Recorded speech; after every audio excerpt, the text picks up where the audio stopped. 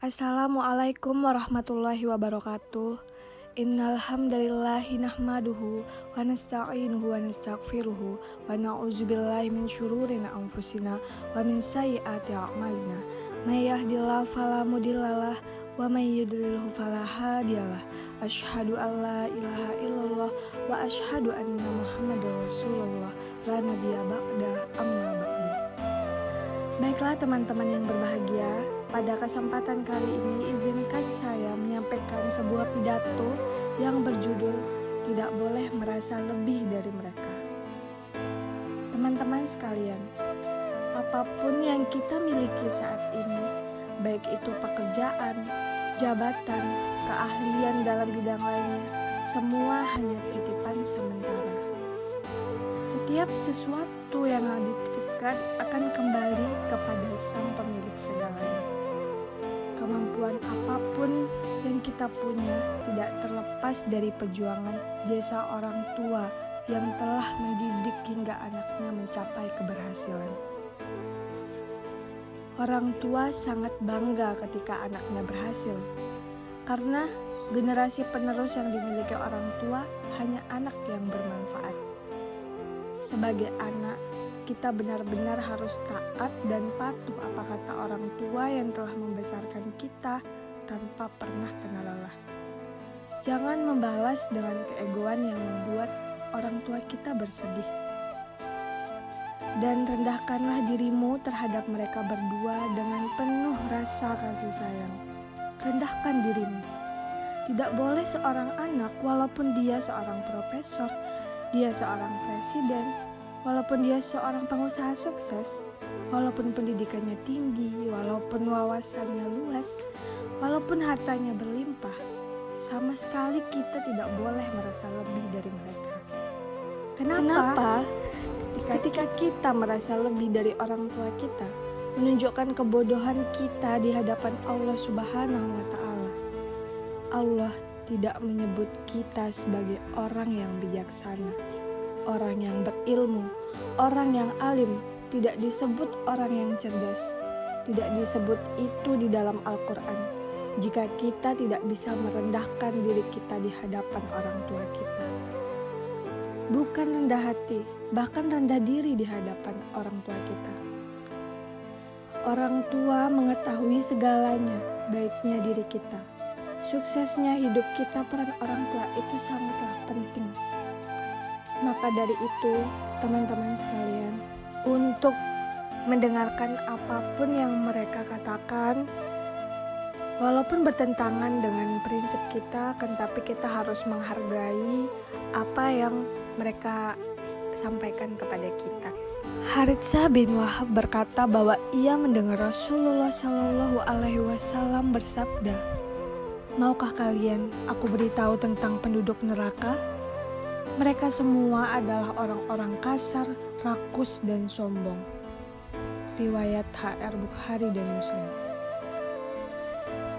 Oleh karena itu, teman-teman, apabila kita diberi kekayaan, misalnya, terkadang kita juga merasa hebat dari orang yang tidak punya.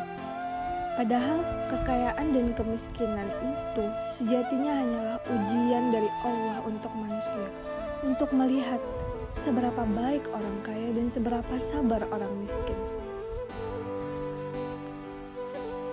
Untuk mengatasi kesombongan dan keangkuhan, Imam Al-Ghazali menyampaikan 6 nasihat. Pertama, jika berjumpa dengan anak-anak, anggaplah bahwa anak-anak tersebut lebih mulia daripada kita, karena mereka belum banyak melakukan dosa. Kedua, apabila bertemu dengan orang tua, anggaplah ia lebih mulia daripada kita karena dia sudah lama beribadah. Ketiga, jika berjumpa dengan orang alim, anggaplah dia lebih mulia daripada kita karena mereka telah mempelajari dan mengetahui banyak ilmu. Keempat, jika melihat orang bodoh, anggaplah mereka lebih mulia daripada kita karena mereka melakukan dosa dalam kebodohan, sedangkan kita melakukan dosa dalam keadaan mengetahui. Kelima, apabila melihat orang jahat, jangan anggap kita lebih mulia karena mungkin suatu hari nanti dia akan bertobat atas kesalahannya. Keenam, apabila bertemu dengan orang kafir, katakan di dalam hati bahwa mungkin suatu hari nanti mereka akan mendapatkan hidayah dan memeluk Islam, sehingga segala dosa-dosa mereka akan diampuni oleh Allah Subhanahu wa taala. Amin ya rabbal alamin. Baiklah teman-teman sekalian, tidak bisa disangkal memang dalam pergaulan dengan sesama manusia, kita sering bertemu dengan orang-orang yang levelnya bahkan lebih rendah dari diri kita, baik secara keilmuan, pengalaman, harta benda, bahkan juga secara pemahaman agama. Akhirnya kita tergoda untuk merasa diri lebih baik dari orang lain. Sesungguhnya Allah mewahyukan kepadaku agar kalian bersikap rendah hati hingga tidak seorang pun yang bangga atas yang lain dan tidak ada yang berbuat aniaya terhadap yang lain. Riwayat HR Muslim nomor 2865. Tapi teman-teman sekalian, sayangnya dalam Islam kita tidak dianjurkan untuk merasa diri ini lebih baik dari yang lainnya, bahkan dari orang tua kita. Sekalipun nyata-nyata kita memang tampak lebih superior dibanding sesama. Misalnya, jelas-jelas sedekah dan wakaf kita jauh lebih besar di antara yang lain. Prestasi keilmuan kita jauh lebih tinggi.